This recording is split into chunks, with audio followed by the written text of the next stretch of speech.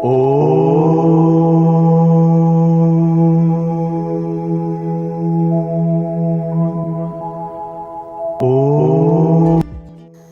of all, do you understand happiness is a state of your mind? So, mind is essential, very important. Positive state of mind is essential to your happiness. On an everyday basis, what can you do to make the mind positive, keep the mind positive? First is learn to appreciate the good in your life. First thing, there is so much goodness in your life. Today you are in a position, very few can be in this position. You are studying at one of the premier educational institutions in this country, and which is looked up to even in foreign countries. God has endowed you with the very best of brains. You have come from such good families. You have everything that life has to offer. Are you appreciative? Do you understand this? And habitually, do you appreciate the goodness in others? Do you talk about it? या सिर्फ इसने ये नहीं किया, इसने ऐसा किया, इसने वैसा किया. This should not be your default dialogue, even in your mind. Make the mind positive through sentiments of appreciation. Appreciate the good in others. Anything of value you see, you should say, this is beautiful. If this sentiment does not arise in your mind, if you have a tendency to put down everything, you will be in perpetual depression. Your mind will give the immediate effect. First point. Second point is gratitude. Be grateful for the blessings of your life. Please see this, even for a simple plate of food to come in front of you. Do you know how many people have worked? At least 15 people have worked. Today you had lunch and came here. 15 people have worked for that single plate of food to come in front of you, starting from that farmer who sowed the seeds. And you just, when you are not gratitude for, you don't have gratitude for what you have, you insult the work and the energy of all these 15 people. That has an effect on your mind. So be grateful for every single thing that has come into your life. Be grateful for it. So be humble. Be thankful on an everyday basis. So be respectful to the people around you at least. To whomever you encounter. You know, namaste in our culture, what it means? I bow down to the God in you. That is why we join our palms. This should be our attitude to anybody coming in front of us. Then positivity will reign in your mind. Because this is the way of life. This is not some theory. You have to be grateful because you are taking from life. At least acknowledge it and be grateful. Tomorrow you will have to give back.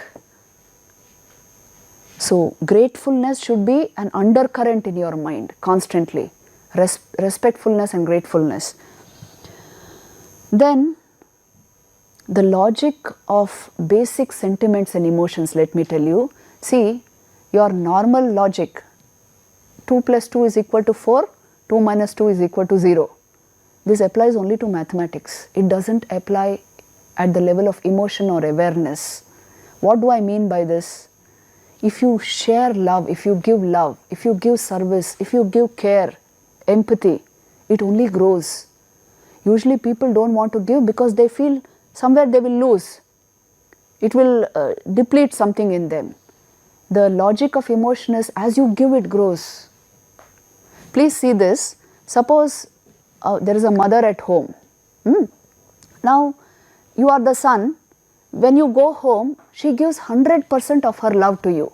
She is so happy that you have come. She does so many things for you. A mother's nature is like that. Now, after a few days, your sister also comes. She is able to give 100% of her love to that sister also.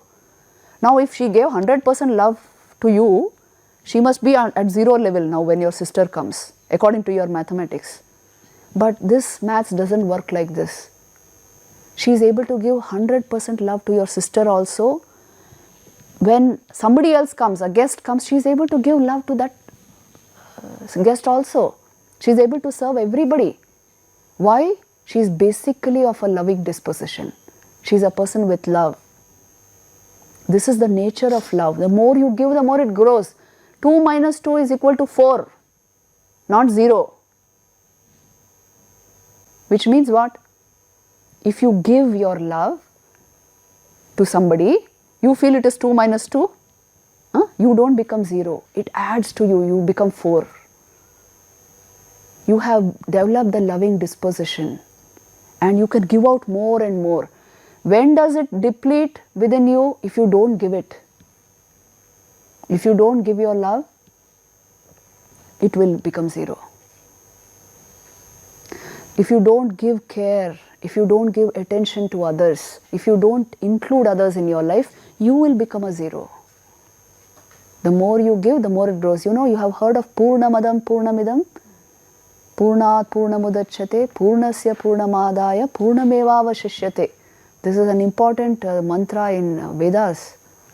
They are telling you that is Purna. Brahman is Purnam. This world, which is its manifestation, also is Purnam. And that Purnam creates this Purnam. And if you remove Purnam from Purnam, Purnam remains over. Purnamadaya Purnamevavashishyate. It means this. If you give wholly of something, still it remains over as whole. If you cannot give, you will get depleted of it. So this is the logic of love. If you want to be happy, you must have a loving disposition, one of giving. You are the giver anywhere. Just now you cannot give monetarily, but how can you give? You see, to your family, how can you give? You can give in terms of love and care and attention, feeling, isn't it? In so many ways you can show your love. But if you want to remain totally away, or you don't even acknowledge what they have done for you, what your society has done for you, how much you have taken from society, then you will become loveless, unhappy. So understand this. A loving disposition naturally brings great happiness into your life. Now, let me focus on one more thing. Engagement produces happiness, high level engagement of the mind. Have you seen this? If you are absorbed in some mathematical problem, in something which is deeply engaging to your mind, it will produce a vast amount of happiness in your system. It is a higher level of happiness. Please remember this basically, there are different levels of happiness available to you. You can watch that video, Ladder of Happiness. It is there in NRCV videos. The ladder of happiness. Human personality means you are given this ladder of happiness. At the base of the ladder, the very first rung of the ladder is sensory level happiness, what you get from sensual objects. That is not the only level, that's only the first rung. After that you have happiness born of thought. After that you have happiness born of your intelligence, intellect. You see, a high level mathematical problem, even a game of chess, it simply engages you. Flow is generated. So you have a lot of happiness out of that. Then you have the happiness of service. That's the next rung of the ladder. You just give something to a person in need, and the satisfaction that will spread across his or her face will produce enormous satisfaction in you. Gandhiji says this in his autobiography, you know. He says, once he gave something to a poor child, and the happiness that in degrees spread across that face, it completely satisfied him. For the first time he understood joy comes when joy is given to another. This is the strange thing about happiness. You make somebody happy, your heart will be full of happiness.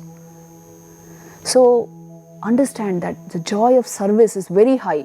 Beyond that is the happiness born of meditation, the stopping thought or bringing very sattvic thought into your mind.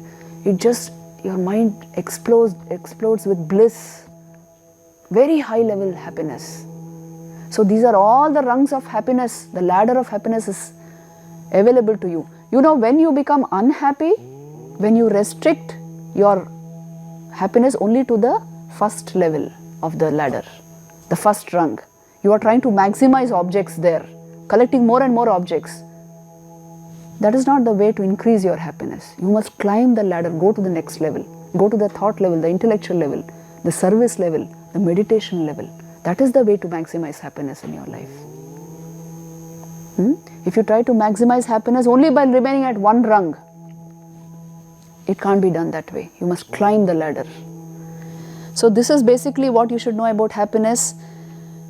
Finally, I will give you one equation for happiness and finish today's class. You see, initially you think the external object is responsible for your happiness. Gradually, as you mature in life, you will understand your mind went into a particular state, so happiness was generated, maybe stimulated by the object, but happiness is a state of mind. Finally, you understand happiness was nothing but a property of yourself, your own being, reflected by the mind and superimposed on that object, attributed to that object. But essentially, it is my own being. Not that it is happy, it is happiness itself, it is all bliss. When its reflection falls on your mind, the mind becomes happy, if it is not very cluttered. And that happiness level you superimpose on objects and you give credit to the object. So this entire thing, it is to be known by oneself in the state of yoga. If you enter the state of meditation, you will know this by yourself. This is how we learn vivek, discrimination, because it's an experience with you. So this is what you must essentially know about mind management. We have covered a lot of essential points today. Go over this again and again. With the help of your meditation, this should become part and parcel of your thinking. Not like one course class, not like that. Part and parcel of my thought process. And a lot of fulfillment will come into your life.